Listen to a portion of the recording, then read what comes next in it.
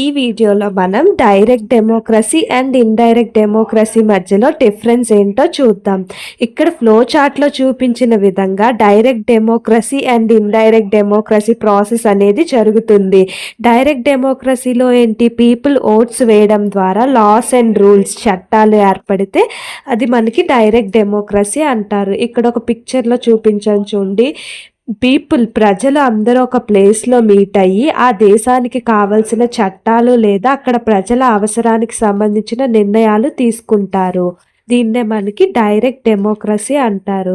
Indirect డెమోక్రసీలో ఏంటి, people oats వేయడం ద్వారా రిప్రజెంటేటివ్స్ ప్రతినిధులు గెలిచి వారి ద్వారా లాస్ అండ్ రూల్స్ చట్టాలు ఏర్పడితే అది ఇండైరెక్ట్ డెమోక్రసీ అంటారు.